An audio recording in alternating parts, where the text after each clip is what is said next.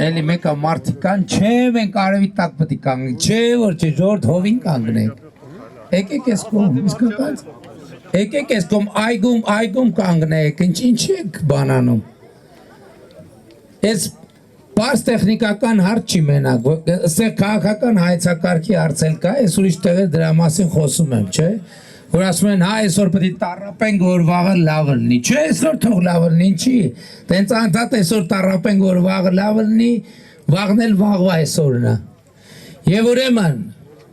Արզնի սիրելի բնակիչներ, Հայաստանի ասորական եւ եզդիական համայնքի հարգելի ներկայացուցիչներ, Հայաստանի Հանրապետության հպարտ քաղաքացիներ, ողջունում եմ բոլորիդ։ Շնորհակալ եմ, որ հավաքվել եք, շնորհակալ եմ եւ ուզում եմ հատկապես այս համատեքստում ասել այն, ինչ որ վերջերս մի քանի անգամ առիթ ունեցել եմ ասելու Հայաստանի ազգային փոքրամասնությունների համայնքների ներկայացուցիչների հետ հանդիպումների ընթացքում։ Մի շատ կարևոր առանձնահատկություն կա, որը մենք պետք է հաշվի առնենք։ Այո, հայերը, եզդիները, ասորիները տարբեր ազգությունների եւ տարբեր դավանանքի տեր ժողովուրդ են, ազգեր են, բայց մենք նույն ժողովուրդն ենք։ Մենք նույն ժողովուրդն ենք, որտեղ ժողովուրդը պետության սահմանադիրն է։ Հայաստանի սահմանադրությունն ասում է, Հայաստանում իշխանությունը պատկանում է ժողովրդին, ժողովուրդը քաղաքացին է, ժողովուրդը ընտրական իրավունք ունեցող մի մարդիկ են եւ հետեւաբար այստեղ մենք հավաքված ենք տարբեր ազգությունների, տարբեր դավանանքների ներկայացուցիչներ, բայց մենք միևնույն ժողովուրդն ենք, միևնույն ժողովուրդը, Հայաստանի Հանրապետության ժողովուրդը եւ այսօր Հայաստանի Հանրապետության ժողովրդի հանդիպումա ինչի համար եւ շատ ուրախ եմ։ Ողջունում եմ բոլորիդ, դուք էլ ողջունեք մեկը մյուսին։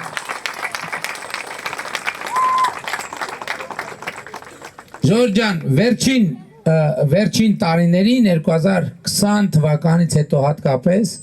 իմ հասեին բազմաթիվ անգամ մեղադրանքներ են եղել եւ մեղադրանքների հեղինակը գիտեք ովքեր են եղել, ես չեմ հիշատակ իրանց,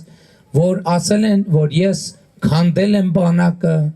որ հզոր բանակ ունենալով մենք բան ենք արել, պարտվել ենք պատերազմը եւ այլն եւ այդպես շարունակ։ Ես նախկինում ինչքան հիշում եմ, նոր գործընկերներն էլ էի հարցնում, իրանք էլ չհիշեցին, չեմ անդրադարձել այդ թեմային, շրջանցել եմ այդ թեման, մի քանի պատճառներով։ Պատճառներից ամենաառանցքայինը եղել է այն, որ եղել են պրոցեսներ, որոնց մասին ես չեմ ուզեցել խոսեմ, որովհետև դրանք գաղտնիության որոշակի տար են ունեցել, եւ ես չեմ ուզեցել անդրադառնամ կիսատ, իսկ եթե կիսատ անդրադառնայի կամ ամբողջական անդրադառնալ չէի կարող այդ գաղտնի նրբությունների պատճառով։ Հիմա եկել է ժամանակը, որ ես այդ թեմային ամբողջական անդրադառնամ։ Ինչով է եկել ժամանակը։ Ժամանակը եկել է նրանով, որ վաղը չէ մյուս օրը Հայաստանի Հանրապետության հրապարակում, Երևան մայրաքաղաքի Հանրապետության հրապարակում տեղի է ունենալու զորահանդես, իմ վարչապետության օրոք առաջին զորահանդեսը Հայաստանի Հանրապետությունում։ Մենք չենք ցանկացել, ընդհանրապես մեր մտքում չի եղել զորահանդես իրականացնել, մանավանդ խաղաղությունից առաջ զորահանդես իրականացնելու նպատակահարմարությունը չենք տեսել, մտածելով, որ դա կարա նաև սխալ մեկնաբանվի մեր քաղաքականությունների վերաբերյալ, որովհետև մենք խաղաղության օրակարգ ենք որդեգրել եւ խաղաղության օրակարգի պայմաններում զորահանդես անել, այսպես ասած մկաններ ցույց տալ, դա կարա սխալ քաղաքական հետևանքներ բերի։ Բայց երկար ժամանակ մեր ընդդիմությունը մեզ մեղադրում էր բանակը քանդելու մեջ։ Եվ մենք սուս ու փուս չենք արձագանքում դրան։ Եվ երկրորդ հանգամանքը, որ ի վերջո 2025 թվականի օգոստոսի 8-ը տեղի ունեցավ, եւ վերլուծելով իրավիճակը մենք հասկացանք, որ մենք պետք է մեր ժողովրդի առաջ հաշվետվություն տանք։ լավ ի վերջո եւ ընդ որում այդ հաշվետվությունը պետքա տանք ապացուցելի սկզբից եթե հիշում եք ես նախաձեռնություն ցուցաբերեցի ասի մարդիկ թող գրանցվեն էլեկտրոնային փոստով եւ մենք կուղեկցենք իրանց ցույց կտանք սպառազինության եւ ամրաշինական աշխատանքներ եւ ես անձամբ երևի 4-5 խմբի հետ եկել եմ այդ թվում Արզնիում ներկայացրել եմ մարդկանց թե այս ընթացքում ինչա տեղի ունեցել նաև գնացել ենք տարբեր ամրացված շրջաններ մարդկանց ներկայացրել եմ մտավորականությունների ներկայացուցիչներ եւ այլն եւ այդպես շարունակ եւ ճիշտն ասած նաև այդ մարդկանց ռեակցիան է մեզ ստիպե որ մենք պետքա ավելի լայն ներկայացում անենք որովհետեւ նախ հերթագրված մարդկանց թիվը այդքան մեծ էր որ եթե տենց ասենք լավ 2 ավտոբուս 3 ավտոբուս լավ 100 հոգանոց խմբերով այդքան որ շարունակեինք տարիներ կտևեր միջև այսինքն չէինք էլ կարող Հայաստանի բնակչությանը ներկայացնենք բայց նաև այդ հանդիպումների մասնակիցները մեզ ասում էին դուք պարտավոր եք ձև գտնել եւ ժողովրդին իրազեկել թե ինչա տեղի ունեցել եւ ինչա տեղի ունենում եւ ես հիմա էլի ուզում եմ այսօրը տենց նաև պատճառն է որ այսօր առավոտը զորահանդեսի գլխավոր փորձն է տեղի ունեցել հանրապետության հրապարակում եւ այսօր իմ տրամադրությունը ամբողջությամբ ես կենտրոնացած եմ այդ թեմայի վրա եւ բոլոր տեղերը բերում եմ մի օրինակ եւ ուզում եմ այդ օրինակն էլ բերեմ հա մի դեպք էլ կա որը շատ ազդեց բանի զորահանդեսի սցենարի վրա որտեղ ի սկզբանե մեր զորահանդեսի սցենարներն էր որ սպառազինությունը զորքը հանրապետության հրապարակով պետքա դուրս գա եւ հեռանա գնա բայց Էրեբունի վարչական շրջանում Երևանի մի քաղաքացու հետ երբ որ խոսակցության բռնվեցինք եւ ինքը էլի խոսում էր որ բանակը քայքայվեց էս եղավ են աղա բանակ չկա բանակ չունենք ես ասացի գիտեք ինչ զորահանդես առնելու կգաք եւ կտեսնեք թե ինչա տեղի ունեցել ինքն էլ սենց մի հատ ռեակցիա տվեց ասեց հա գիտեմ ինչ եք անելու հեսա բերելու եք բաները մուլյաժները մակետները կամերաների դեմերը վազացնեք տանեք ոչ մեկ էլ գլխի չի ընկնի այդ ինչա դրանից հետո ես որոշում կայացրեցի որ սպառազինությունը հանրապետության հրապարակում անցնելուց հետո պետքա ոչ թե հեռանալ պետքա մնա Տիգրան Մեծի պողոտայում մինչև այդ օրը ժամը կեսգիշերից հետո չենք կարող պահել որովհետև հաջորդ օրը աշխատանքային օրը եւ քաղաքը ուղղակի կաթվածահար կլինի չնայած ես տեսել եմ որ արդեն ընդդիմությունը գիտեք ինչ ասում ասում է զոր կապերում քաղաք որ բան անի, չգիտեմ ինչ անի, հետընտրական, ինչ հետընտրական պրոցեսի մասին են խոսում։ Հայաստանում չի կարող լինի հետընտրական պրոցես։ Գիտեք ինչի, որովհետև հետընտրական պրոցես լինում է այնտեղ, որտեղ ընտրություններ են կեղծում, որտեղ ընտրություններ չեն կեղծում, իբնե չի կարող լինել հետընտրական պրոցես։ Իսկ Հայաստանում ընտրություններ չեն կեղծում։ Եթե ընտրություններ կեղծելու փորձանող կա, այդ ընդդիմությունն է, որը ընտրակաշառքներ է բաժանում եւ համատարած ձերբակալվում են։ Ես հիմա հասկանում եմ, որ իրանց հաշվարկը հիմա ուրիշ բան է։ Իրանք որոշել են համատարած ընտրակաշառք բաժանելու փորձ անեն, ինչքան կբռնվեն, ինչքան էլ չեն բռնվել, էլի քյար է։ Բայց ես հույս ունեմ, որ մեր իրապահ մարմինները կշարունակեն արդյունավետ գործել։ Ես առաջարկում եմ ծափահարել են մարմիններին, ովքեր ջարդում են ընտրակաշառքների շղթաները, ովքեր ջարդում են ընտրակաշառքների շղթաները։ Իսկ բանակի հետ կապված մի շատ ամենապատկերավոր օրինակը հետևյալն է։ Մեր 91 թվականից ի վեր մեր բանակի ամենա հզոր հրետանին եղել է D30 հրանոթը, D30 պուշկան։ Ուրեմն D30 հրանոթը եղել է մեր բանակի հրետանու ողնաշարը։ Առաջին անգամ Հայաստանի բանակը գործարանային արտադրության D30 ստացել է 2023 թվականին։ Այսինքն 2023 թվականը առաջին տարին է, երբ որ D30 հրանոթ գործարանում արտադրվել է եւ առանց ուրիշների կողմից օգտագործելու, ուրիշի ձեռքով անցնելու, եկել հասել է Հայաստանի բանակին։ 2023 թվականից առաջ եւ բնականաբար 2018 թվականի դրությամբ մեր ամբողջ հրետանին եւ մեր զենք սպառազինության 70%-ը ոչ միայն նախկինում բազմիցս ուրիշների կողմից օգտագործված է եղել, այլև օգտագործելիության բոլոր ռեսուրսները սպառելու եզրին է եղել։ դա անվանում են նիկանդիցիոննի զենք, այսինքն այդ զենք, որ ըստ էության համարյա պիտանիկ չի, ահա այսպիսի բանակ եմ ես ժառանգություն ստացել նախկիններից եւ նրանք խոսում են դեռ բանակը քանդելու մասին, հնարավոր չէր քանդել այն, ինչ որ ավերված վիճակում էր եւ սա է իրողությունը եւ գիտեք ես ձեզ դա պետքա չասեմ որովհետեւ այն մարդիկ ովքեր ծառայել են բանակում շարքային զորակոչ որպես զորակոչիկ նրանք այդ ամեն ինչը գիտեն եւ այդ ամեն ինչը տեսել են եւ ուրիշ բան ասեմ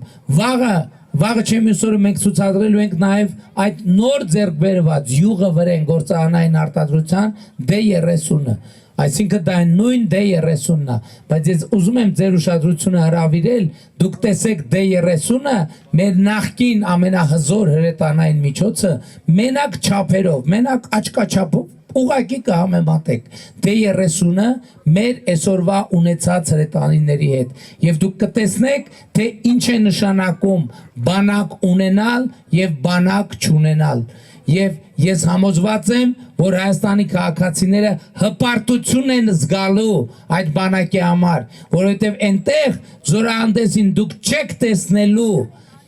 ուրիշի կողմից օգտագործված զենքեր ամբողջ զենքերը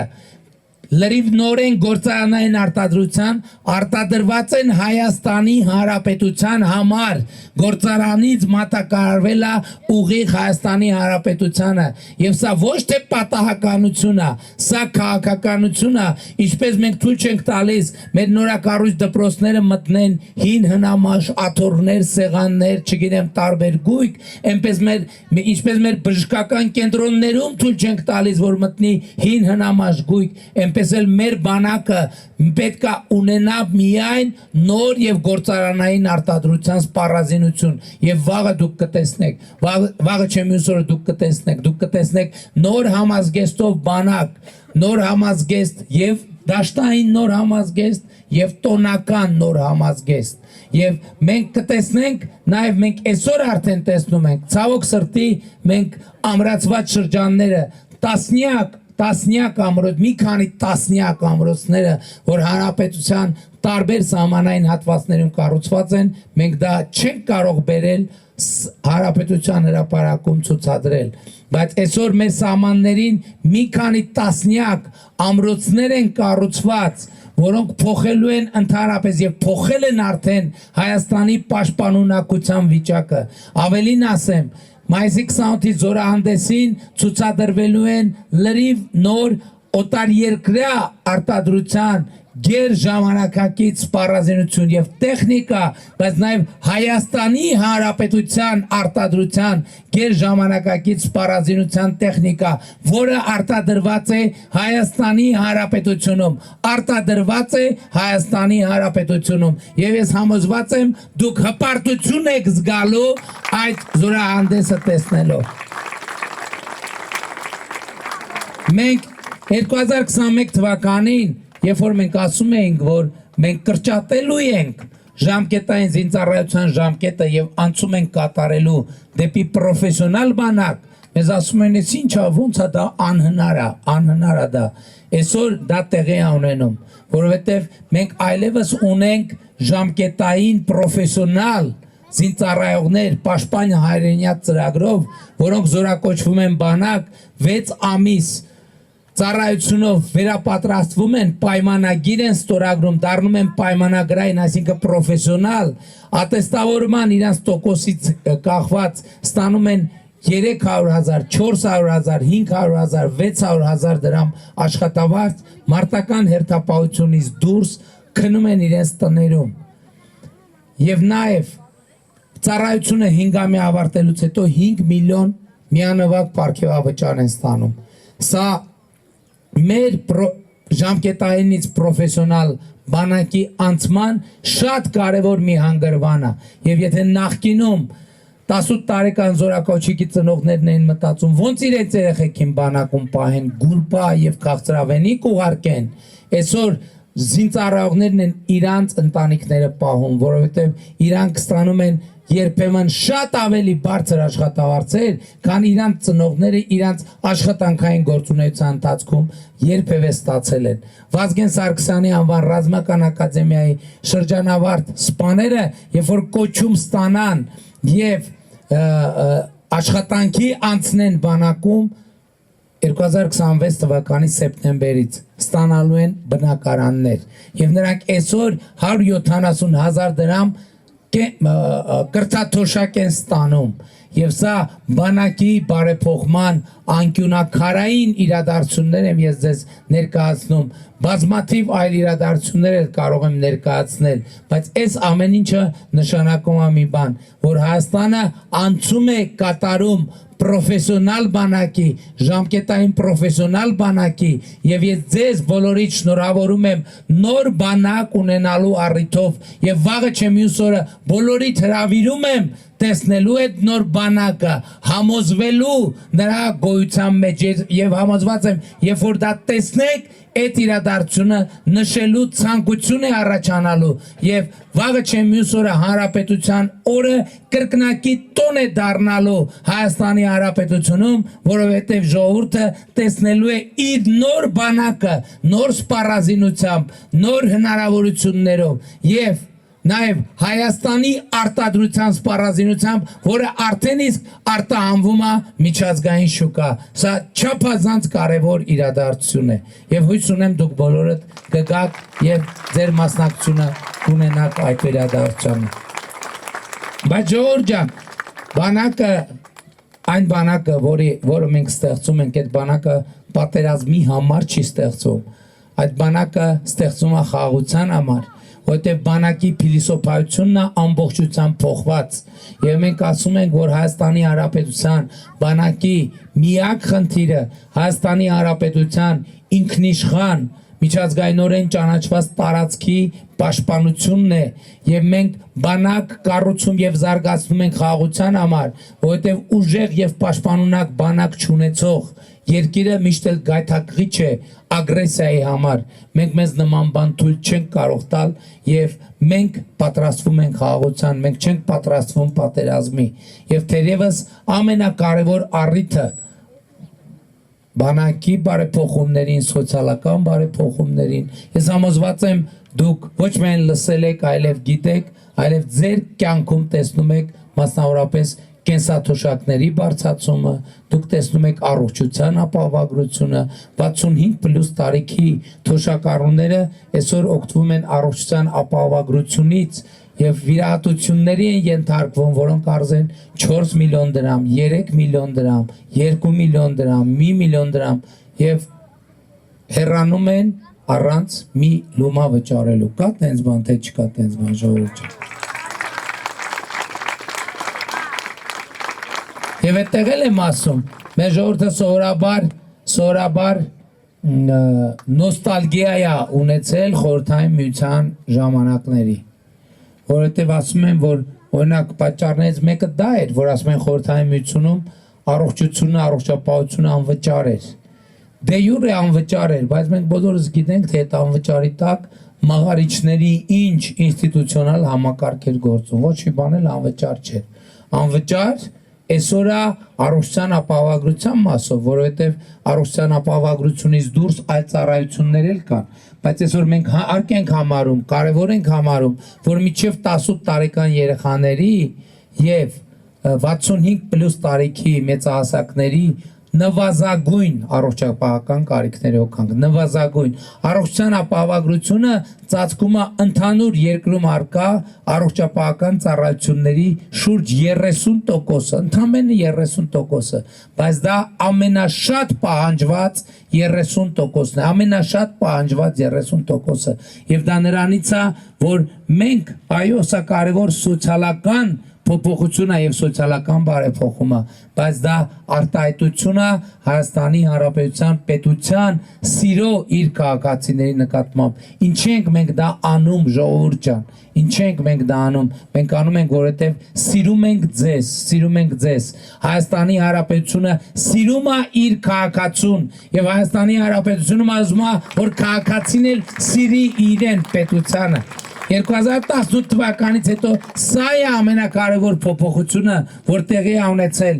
Հայաստանի Հանրապետությունում։ Պետությունը սիրում է քաղաքացուն, քաղաքացին գնալով ավելի ու ավելի շատ է սիրում պետությունը։ Իշխանությունը սիրում է քաղաքացուն եւ քաղաքացին սիրում է իշխանությանը եւ այս սիրո վրա է հիմնված ամեն ինչ, բացարձակապես ամեն ինչ։ Հեսա պատճառը, որ Հայաստանում կառուցվում են դպրոցներ, որոնք նախկինում երբեք չեն եղել։ Հայաստանի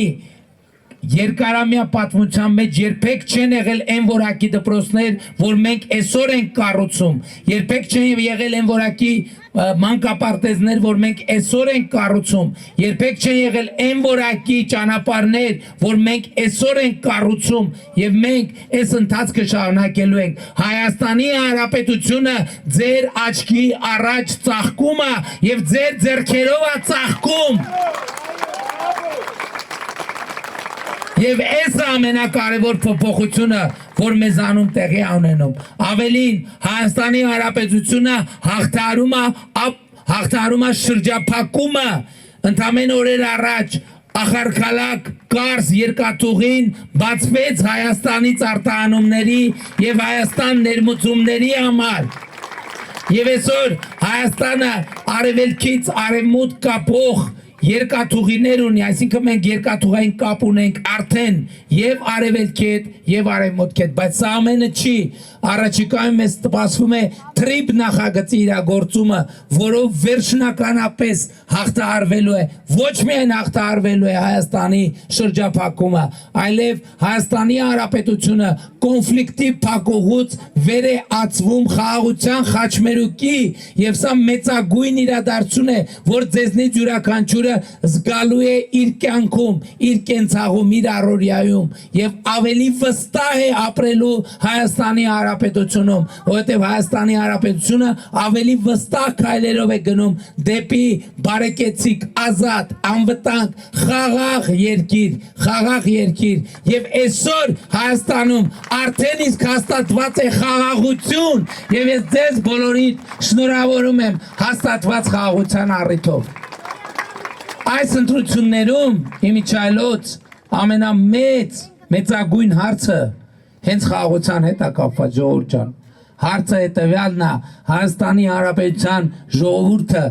տեր կանգնելու է արդյոք խաղաղությանը, թե տեր չի կանգնելու։ Այո, մենք կարող ենք բազմաթիվ տնտեսական, քաղաքական, ռազմաքաղաքական հարցեր քննարկել, համայնքային, բայց հարցերի հարցը հետեւյալն է, Հայաստանի Հանրապետության ժողովուրդը խաղաղության տեր կանգնելու է, թե չէ։ Իսկ հարցը ինչու է ծագում, որովհետև մեր խաղաղությունը 9 ամսական է եւ 9 ամսական խաղաղությունը նման է 9 ամսական երեխայի։ Յուրաքանչյուր տանը, որտեղ 9 ամսական երեխա կա, այդ երեխան այդ տան ուրախությունն ու երջանկությունն է եւ այդ տան ամենակարևոր անդամը, բայց 9 ամսական երեխան 9 ամսական խաղաղության հետ մի ուրիշ ընդհանրություն նույնպես ունի, եթե նրա նկատմամբ խնամք չտանես, հոգ չտանես, չի ապրի։ 9 ամսական երեխան կապրի, եթե հոգ չտանես։ Նույնն է խաղաղությունն է, եւ այսօր պատերազմի եռագլուխ կուսակցությունը ասում է, թե եկեք այդ երեխային որփանոց հանձնենք, որովհետեւ մենք ի վիճակի չենք տեր կանգնել խաղաղությանը, ի վիճակի չենք տեր կանգնել մեր ճակատագրին, որովհետև խաղաղությունը հանձնել ուրիշի խնամքին նշանակում է մեր ճակատագիրը հանձնել ուրիշների քմահաճույքին, բայց մենք ասում ենք ոչ, որովհետև համոզված ենք, որ Հայաստանի Հանրապետությունում այլևս կա ժողովուրդ, այլևս կա քաղաքացի, որ կարող է տեր կանգնել իր ճակատագրին, կարող է տեր կանգնել իր խաղաղությանը։ Այս է պատճառը, որ ես բոլորիդ կոչ եմ անում 2000 խնդրում եմ, հորդորում եմ 2026 թվականի հունիսի 7-ին գնալ ընտրական տեղամասեր եւ տեր կանգնել խաղաղությանը, գործելով հետեւյալ տրամաբանությամբ։ Ընտրություններ 2026-ին քվեարկում ենք, ընտրություններ 2026-ին քվեարկում ենք, ընտրություններ 2026-ին քվեարկում ենք, բայց շատ կարևոր է առերեսվել, թե ինչի ենք քվեարկում 16-ին, որովհետև դա ինքնանպատակ չի եւ չի կարող լինել ինքնանպատակ։ Իսկ 16-ին քվեարկելը նշանակում է, որ ժողովուրդը պետությանը տեր է, անկախությանը տեր է, ապագային տեր է, խաղաղությանը տեր է։ Եվ շատ կարևոր է նաև, որ Հայաստանի քաղաքացին, սիրելի ժողովուրդ, ձեզնից յուրաքանչյուրը առերեսվի իր ուժի հետ։ Ձեզնից յուրաքանչյուրը պետք է առերեսվի, գնահատի իր ուժը։ Հիմա օրինակ դուք որպես քաղաքացի գնահատում եք ձեր ուժը եւ ձեր դիրքորոշման արժեքը։ Եթե չեք գնահատում, եթե կան կասկածներ, ես ուզում եմ ձեզ նորից հավաստիացնել հետեւյալը։ Տեսեք, պետության հետագա ընթացքի ճակատագիրը որոշվում։ Խաղաղության ճակատագիրը որոշվում։ Իշխանության ճակատագիրը որոշվում։ Որոշվում է նաև թե ով կլինի վարչապետը Հայաստանի Հանրապետության 2026 թվականի հունիսի 7-ի ընտրությունից հետո։ Եվ այդ բոլոր հարցերի պատասխանը կախված է մի մարդուց, պատկերացնում եք, ընդամենը մի մարդուց։ Հələ մի հատ խնդրում եմ գիտակցեք այս բանը, որ ընդամենը մի մարդուց է այս բոլոր հարցերի պատասխանը կախված։ Եվ այդ մեկ մարդը դու ես։ Եվ այդ մեկ մարդը դու ես։ Եվ այդ մեկ մարդը դու ես։ Եվ այդ դուք 18 տարեկան դեռ չկա, չէ՞ որ դուք չեք հələ այդ մեկ մարդը։ Եվ այդ մեկ մարդը դու ես։ Եվ այդ մեկ մարդը դու ես։ Եվ այդ մեկ մարդը դու ես։ Եվ այդ մեկ մարդը դու ես։ Եվ այդ մեկ մարդը դու ես։ Եվ այդ մեկ մարդը դու ես։ Եվ այդ մեկ մարդը դու ես։ Եվ այդ մեկ մարդը դու ես։ Եվ այդ մեկ մարդը դու ես։ Եվ այդ մեկ դուք պատկերացնում եք ձեզնից յուրաքանչյուրը ինչքան հզոր է, որ այս բոլոր հարցերի պատասխանը կախված է ընդամենը ձեր դիրքորոշումից։ Էս է փոխվել Հայաստանի Հանրապետությունում, որ կան ուժեր, կային մարդիկ, ովքեր ասում են մենք հզոր ենք, մենք ուժեղ ենք, մեր դեմ խաղ չկա, անցել են այդ ժամանակները, այսօր կա հզոր մի հոգի ընդամենը մի մարդ, եւ այդ մեկ մարդը դու ես, եւ այդ մեկ մարդը դու ես, եւ այդ մեկ մարդը դու ես, եւ այդ մեկ մարդը դու ես, եւ այդ մեկ մարդը դու ես, եւ պատկերացեք նաեւ խնդրում եմ մենք ես իրական այդ երբեմնի այդ հզոր, այդ միակ տղամարդերի, այդ ուժեղ տղեկի,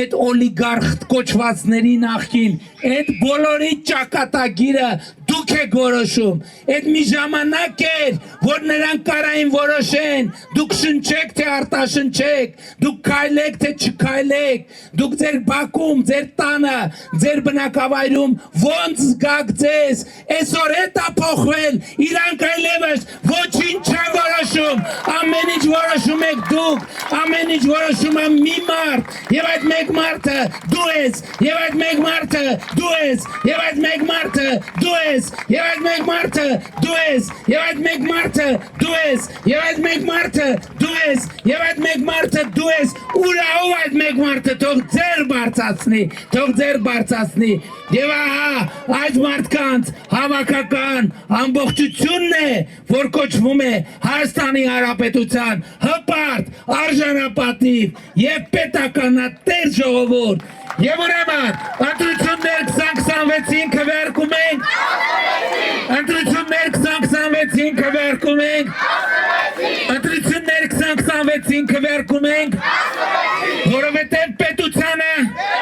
անկախությանը, ապագային, խաղաղությանը, արզնին, Կոտայքի մարզին, Երևանին, Հայաստանի Հանրապետությանը, փառք նահատակներին եւ կեցցե Հայաստանի Հանրապետությունը։ Շնորհակալ եմ։ Ջորջան, երկու հայտարարություն։ Կոտայքի մարզի մեր եզրափակիչ հավաքը տեղի է ունենալու վաղը ժամը 20:00-ին, ոչ մի րոպե ուշ եւ ոչ մի րոպե շուտ։ Աբովյան քաղաքի քաղաքապետարանի դիմացի հրապարակում։ Բոլորիդ հրավիրում եմ եւ բոլորին չեմ հրավիրում։ Մեկ մարդու եմ հրավիրում։ Մեկ մարդու որովհետև այդ մեկ մարդու մասնակցությունից է կախված ամեն ինչ եւ ինձ համար մեծ պատիվ կլինի այդ մեկ մարդուն տեսնել վաղը Աբովյանի քաղաքապետարանի հարակից հրապարակում եւ այնտեղ ելույթներ կընչեն ես էլ ելույթ կունենամ բայց բացի ելույթ ունենալը կնվագեմ ձեզ համար վարչապետի հետ միասին Հավանիր տեսանյութը եւ բաժանորդագրվիր նորությունները բաց չթողնելու համար